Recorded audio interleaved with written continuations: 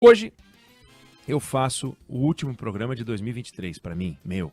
O Band News no meio do dia segue, mas amanhã eu saio de folga, volto no ano que vem.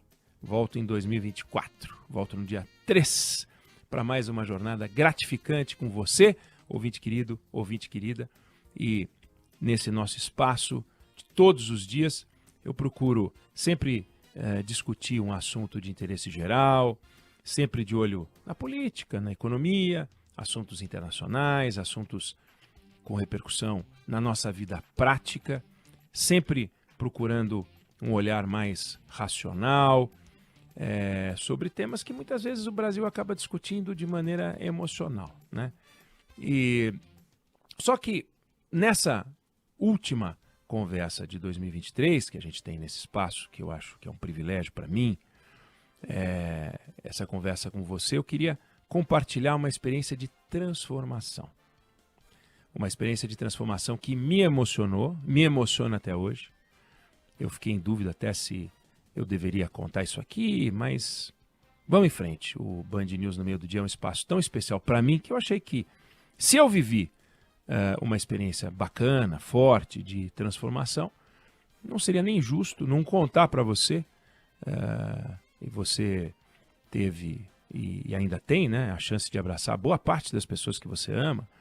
Você teve e ainda tem a chance de mandar um recado gostoso para as pessoas que mesmo você amando, você não abraçou ontem à noite, nem abraçou até agora, por algum motivo. E eu queria falar de uma pessoa que eu precisei aprender a abraçar de um jeito diferente agora nesse Natal. Não do jeito que você abraçou as pessoas que você ama e que estão à sua volta. Eu estou falando de um abraço especial que eu dei no meu pai, Cláudio, que partiu em meados desse ano, aos 86 anos. Então, hoje, ontem à noite na ceia, hoje é o primeiro Natal que a minha mãe Latife passa sem ele, o primeiro Natal que a minha irmã Cláudia, meus irmãos Fernando e Marcos, a netaiada toda, passam sem ele, né?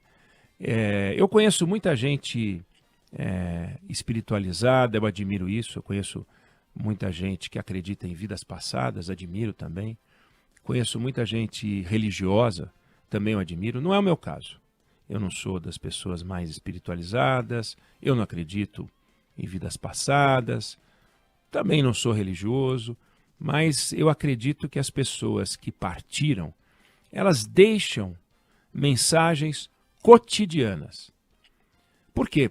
Porque você vai capturando lembranças que você tem da relação com essas pessoas e por causa dessas lembranças, essas pessoas que partem, elas não vão embora. Essas lembranças, elas produzem uma energia tal que até parece que a pessoa ressuscita aqui e ali, volta, apenas para deixar uma mensagem de carinho, de afeto, ou mesmo um puxão de orelha. E meu pai, ele partiu depois de ficar doente, o diagnóstico não foi fechado 100%, mas todos os sintomas indicam que ele teve uma doença difícil de entender, difícil de aceitar, que é a ELA, que é a esclerose lateral amiotrófica, que é uma doença rara. Ela é provocada por uma degeneração das células nervosas do cérebro. Aí ele foi perdendo os movimentos, foi perdendo a capacidade de se mexer, foi perdendo a capacidade de falar, foi perdendo a capacidade de engolir e finalmente perdeu a capacidade de respirar. E aí é quando ele se foi.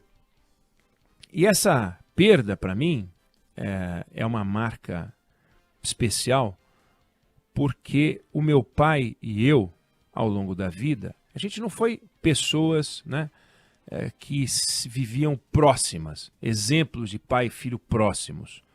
Eu tenho vários amigos que têm relações muito próximas com o pai, ou tiveram, mas eu sempre esperando que ele agisse de uma forma diferente, da forma como ele agia, e ele sempre esperando que eu agisse de uma forma diferente da forma como eu agia, e por incrível que pareça, foi essa doença, foi essa tal de ELA que nos aproximou ou nos reaproximou, né, de uma maneira surpreendente, de uma maneira arrebatadora, porque Não é que a gente não convivia, isso não é verdade. Ao longo da vida a gente riu muito, a gente se divertiu muito, seja quando eu era criança, seja quando os meus filhos, né, os netos dele, nasceram, a Marina, que hoje tem 27 anos, o André, que hoje tem 25, o Marcelo, que hoje tem 21.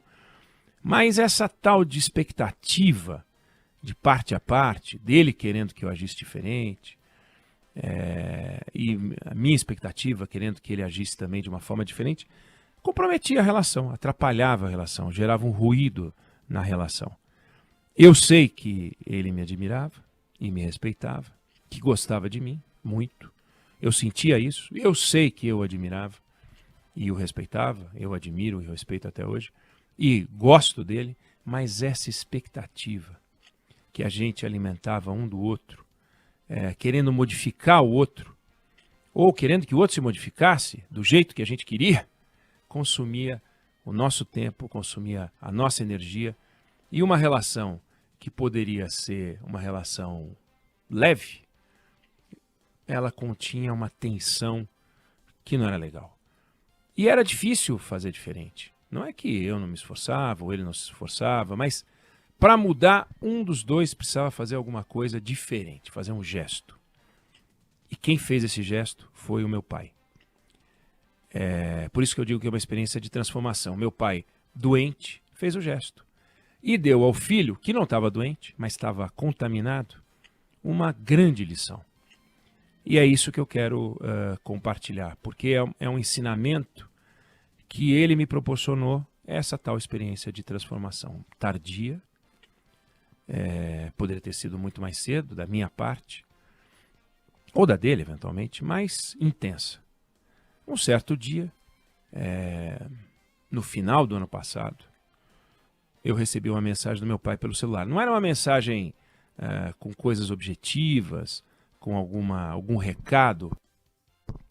Era uma mensagem tratando de sentimento. Uma mensagem belíssima, que eu jamais havia recebido dele. Uma mensagem que terminava com uma declaração, que é a declaração das declarações. Eu te amo.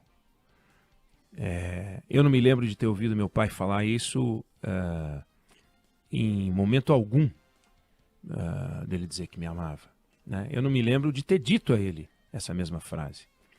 Aí, naquele momento, naquele segundo, naquela leitura, naquela mensagem instantânea, no aplicativo do meu celular, as distâncias desapareceram. E eu estava em São Paulo. Meu pai morava em Fortaleza, assim como minha mãe mora em Fortaleza, mudaram-se para lá há muito tempo. Irmãos meus morando em Fortaleza, e meus sobrinhos, todos morando em Fortaleza. Era distante fisicamente, mas as distâncias desapareceram. Naquele momento, o sonho de uma realidade entre pai e filho, aquilo que eu sempre quis, aconteceu. Então, a realidade, ela se igualou à expectativa. Ele passou a agir, ou agiu, do jeito que eu sonhava. E com uma frase, com um eu te amo, ele arrebentou duas coraças, a dele e a minha. E tudo por iniciativa e grandeza dele. Eu respondi a mensagem dele com uma outra, intensa, profunda, e eu dizia, pai, eu sempre quis ouvir isso de você, talvez por a gente ter conversado pouco, eu não tenha tido o privilégio de aproveitar mais, mas ainda assim, cada instante que tivemos juntos valeu a pena, continua a valer a pena, e eu escrevi, pai, eu te amo. E depois disso, sempre que a gente se falava ou se encontrava, porque a gente se encontrou mais do que muitos anos anteriores, até pela razão objetiva da doença dele, até o momento em que ele conseguia falar, a conversa sempre terminava com eu te amo. Que até aquele ponto a gente não usava um para o outro. Mesmo quando a fala dele já não estava muito boa, ele estava internado no hospital, ele foi internado mais de uma vez, pessoalmente ou por vídeo, ele dizia, não esquece, eu te amo. Começou a falar direto. Por que será que o meu pai tomou essa iniciativa? Né? Porque ele teve uma maturidade que eu não tive? Porque ele anteviu a partida e não queria deixar a nossa história mal resolvida? Eu não tenho a menor ideia. Também não quero saber a resposta. nem todas as perguntas precisam de resposta. Porque algumas perguntas, em geral, perguntas mais profundas, servem não para produzir uma resposta, mas para produzir uma reflexão e uma mudança de atitude. Mais importante do que ficar procurando por quê. Então, meu pai, ele mudou a minha atitude. De um jeito doce, com uma frase doce. E eu fiz questão de compartilhar essa passagem de transformação, porque todo mundo tem uma carcaça para arrebentar. Eu tenho várias. Eu não sei quantas eu tenho. No meu caso, são muitas. E eu quero trabalhar isso inspirado pelo meu pai. E muitas vezes é isso mesmo. A solução passa por um gesto de grandeza, um ato de coragem, como teve o meu pai. Então, não deixa. E eu estou falando isso porque para mim, né, é o último dia em que a gente conversa em 2023. Não deixa que a sua couraça fique entre você e as pessoas que são importantes para você. Destrua essas couraças. Meu pai me ensinou isso. Eu tenho muito que fazer até poder dizer que eu destruí as couraças, mas eu fiz questão de contar para você. Então, eu vou dar ao final do programa um tremendo 2024, mas que você tenha muitas realizações e que você tenha poucas couraças.